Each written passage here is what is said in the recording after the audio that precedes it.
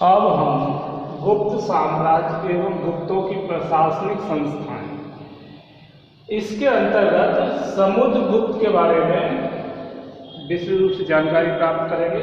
समुद्रगुप्त, रामगुप्त और समुद्रगुप्त का चरित्र देखेंगे और समुद्रगुप्त के चरित्र के बाद रामगुप्त, चंद्रगुप्त द्वितीय विक्रमादित्य जो 375 ईस्वी से 414 ईस्वी, चंद्रगुप्त द्वितीय का वैवाहिक संबंध और चंद्रगुप्त द्वितीय की दिग्विजय, गणराज्यों का विनाश और शक क्षत्रपों का अंत, इन बिंदुओं पे प्रकाश डालेंगे। तो समुद्रगुप्त का जो चरित्र किस प्रकार का था, वैसे समुद्रगुप्त अपनी विजयों के लिए काफ़ी विख्यात है और समुद्रगुप्त ने अपनी सैनिक बल पर उत्तरापथ, दक्षिणापथ की विजयों में विशेष उसकी भूमिका उसके सैनिकों को देखने को मिलती है और उसने अपनी चारों तरफ विजय पताका को फहराया। अब देखते हैं कि समुद्रगुप्त का चरित्र किस प्रकार का था। समुद्रगुप्त विशाल समुद्र की तरह गंभीर और गहन था।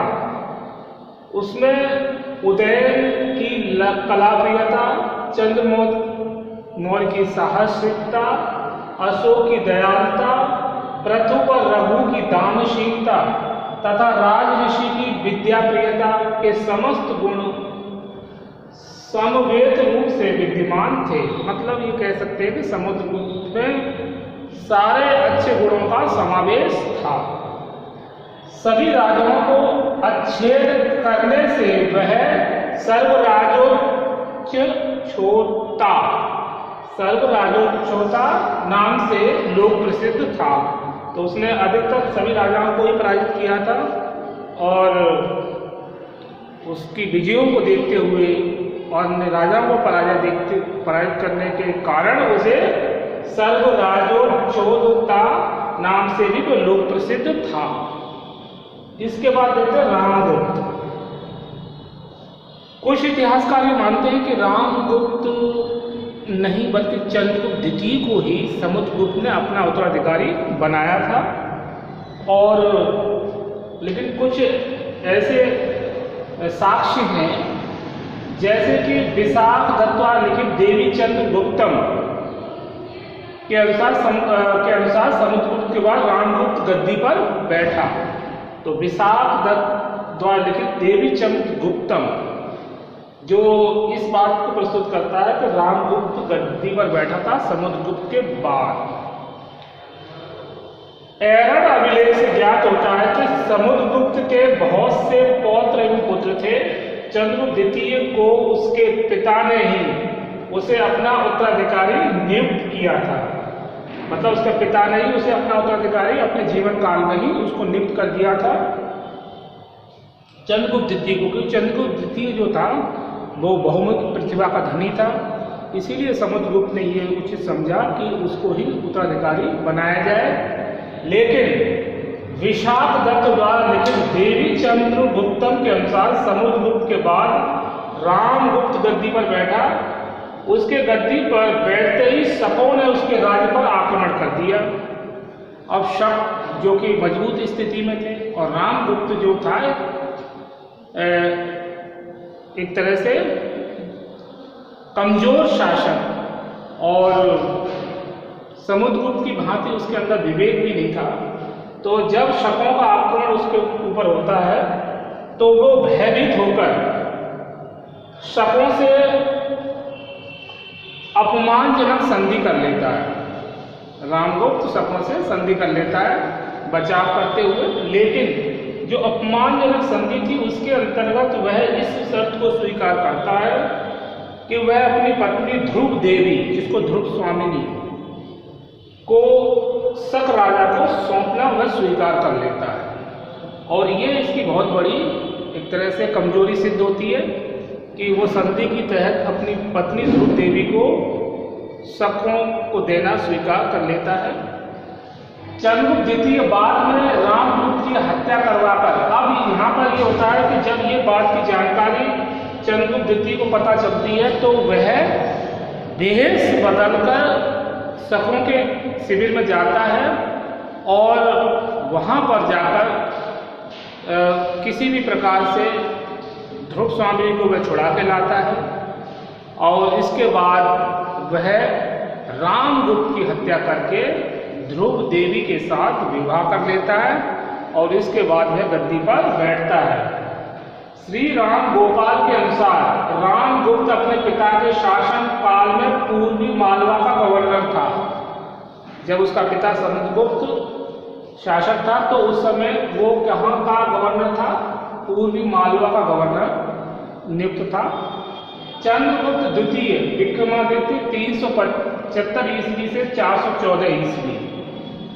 प्रबंध एवं युद्ध दोनों में उसकी ख्याति उसके पिता की भांति सुप्रसिद्ध थी।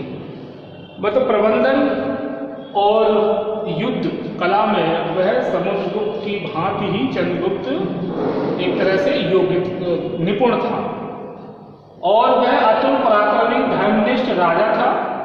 उसने अनेक उपाधियां धारण की और उसके सिक्कों में जो उसकी उपाधियों के नाम देखने को मिलते हैं वो है इस प्रकार से: देवश्री, विक्रम, विक्रमादित्य, नरेंद्र चंद्र, सिंह विक्रम, नरेंद्र सिंह, सिंह चंद्र, परम भागवत, अर्जित विक्रम, विक्रमांग,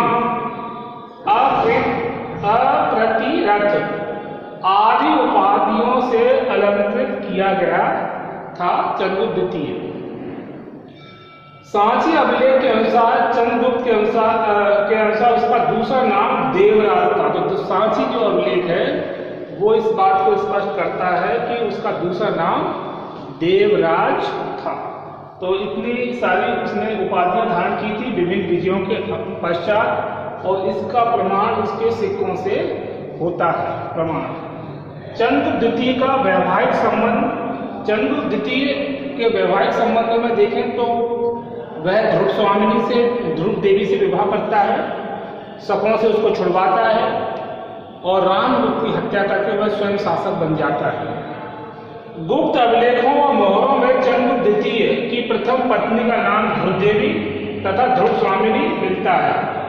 चंद्रगुप्त की दूसरी पत्नी का नाम कुबेर नागा था जो नाग कुल की राजकुमारी थी और नागों से वैवाहिक संबंध करने के कारण चंद्रगुप्त द्वितीय की जो राजनीतिक स्थिति वो मजबूत हो जाती है और उसे काफी सहयोग प्राप्त होता है।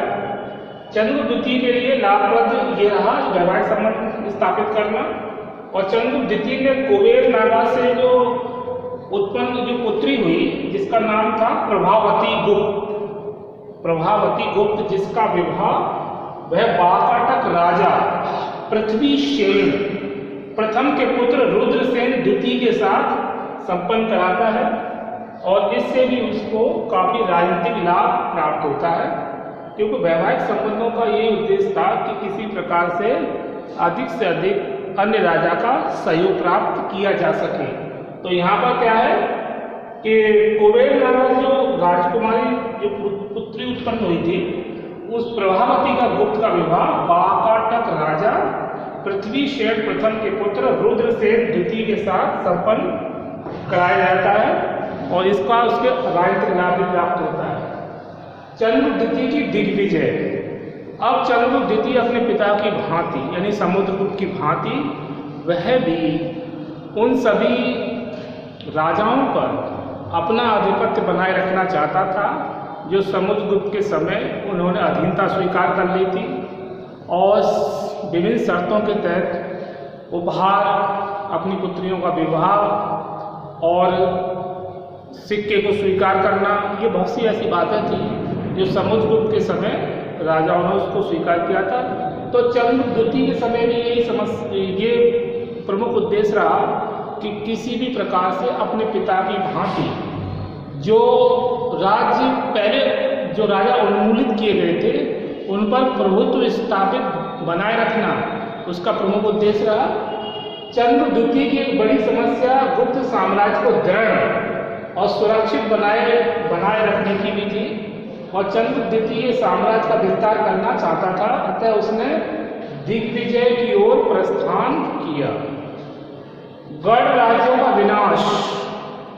तो गण राज्य स्वतंत्रता प्रेमी थे, किंतु वे किसी संगठित आक्रमण का सामना करने में सक्षम नहीं थे। इस बात की जानकारी चंद्रगुप्त द्वितीय को भी थी। चंद्रगुप्त ने सर्वप्रथम इन्हीं गणों पर प्रहार करना शुरू किया और उसे काफी सफलता भी प्राप्त होती है। पूर्वी मालवा के काक आदि गणों, गणपति नाम के कुलों को भी उसने उन्मूलित कर दिया था।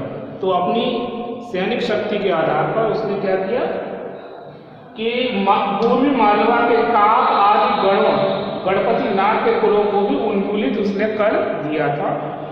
तो ये इसकी बहुत बड़ी उपलब्धि है कि गण राज्यों का विनाश करने में उसे काफी सफलता प्राप्त हुई। शक क्षत्रपों का अंत। शक क्षत्रपों का अंत में देखते हैं, मालवा पर अधिकार करने के पश्चात चंद्रगुप्त द्वितीय का लक्ष्य विदेशी शकों को उन्मूलित कर पश्चिमी भारत को स्वाधीन करना था। और चंद्रगुप्त द्वितीय द्वारा रुद्र सिंह तृतीय के मारे जाने के बाद, मतलब चंद्रगुप्त द्वितीय से जब मुठभेड़ रुद्र सेन तृतीय की होती है और वह मारा जाता है, तो सौराष्ट्र गुप्त साम्राज्य में मिला लिया जाता है और रुद्र सिंह तृतीय क्षत्रप वंश का अंतिम नृपति प्रतीत होता है। तो रुद्रसेन जो क्षत्रप वंश का अंतिम नृपति प्रतीत होता है। तो इस प्रकार से चंद्रगुप्त द्वितीय ने समुद्रगुप्त के बाद और रामगुप्त को की हत्या करने के बाद किस प्रकार से वह ध्रुव देवी से विवाह कर लेता है और उसके बाद वह नागवंश की कन्या कुबेर नागा से विवाह करता है और अपनी पुत्री प्रभावती गुप्त का विवाह रुद्रसेन द्वितीय के साथ संपन्न करता है और अपनी राजनीतिक स्थिति को वह मजबूत बनाता है। और चंद्रगुप्त द्वितीय की जो दिग्विजय है उसे काफी अधिक सफलता उसे मिलती है अपनी सैनिक शक्ति के आधार पर। और गढ़ राज्यों का विनाश कर वह पूर्वी मालवा के काक आदि गणों, गणपति नाम के कुलों को भी उन्मूलित करने में सफल रहता है। शक क्षत्रपों का अंत, जिसमें रुद्र सिंह तृतीय क्षत्रप वंश का जो अंतिम नृपति प्रतीत था उसको भी वह पराजित कर और उसको भी उसकी भी हत्या कर दी जाती है। तो इस प्रकार हमने आज हमने समुद्रगुप्त, रामगुप्त और चंद्रगुप्त द्वितीय के बारे में विस्तार से जाना। इसके आगे हम नेक्स्ट वीडियो में समझेंगे। ओके।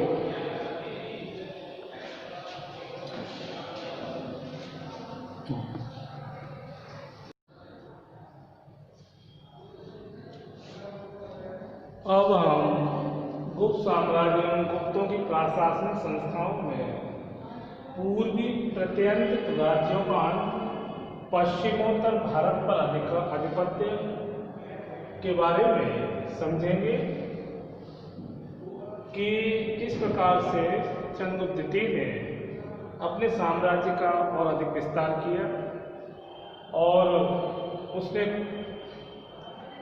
किस प्रकार से दूरदर्शिता का परिचय देते हुए अपने पिता की भांति अपने राज्य को और अधिक विस्तारित रूप दिया। तो पूर्वी प्रत्यंत राज्यों का अंत, मेहरौनी लौह स्तंभ लेख से पता चलता है कि गुप्त साम्राज्य के शत्रु प्रत्यंत नृपति सम्राट दवाब और कामरूप के राजा बंगाल में गुप्त साम्राज्य पर आक्रमण करने को इकट्ठे हो गए थे। मतलब कामरूप, दवाब और कामरूप के राजा बंगाल में क्या गुप्त साम्राज्य पर आक्रमण करने के लिए एक रणनीति बनाते हैं और ये योजना बनाते हैं कि किसी प्रकार से चंद्रगुप्त द्वितीय को पराजित किया जाए और अपने जो क्षेत्र जो छीने गए हैं उनको वापस प्राप्त किया जाए। तो इसलिए वो कहाँ इकट्ठे हो जाते हैं? समतट दवाब कामरूप के नृपतियों के सम्राट समुद्रगुप्त ने पराभूत किया था। तो यहाँ तो समुद्रगुप्त ने क्या किया था? समतट दवाब कामरूप पर अपना अधिकार स्थापित कर लिया था, लेकिन उन्होंने मौका पाकर ये सोचा कि अब इनसे मुक्ति, मतलब इनसे छुटकारा पाया जाए गुप्तों से। तो इसीलिए वो एक योजना बनाते हैं, लेकिन इसमें चंद्रगुप्त पीछे नहीं हटते हैं। इसके बाद देखते हैं कि पश्चिमोत्तर भारत पर अधिपत्य। पश्चिमोत्तर भारत पर कुषाणों के वंशज अभी तक शासन कर रहे थे। हालांकि कुषाण वंश का तो मतलब एक तरह से पतन हो जाता है, लेकिन यहाँ के जो कुषाण वंशज थे अभी भी यहाँ शासन कर रहे थे पश्चिमोत्तर भारत पर।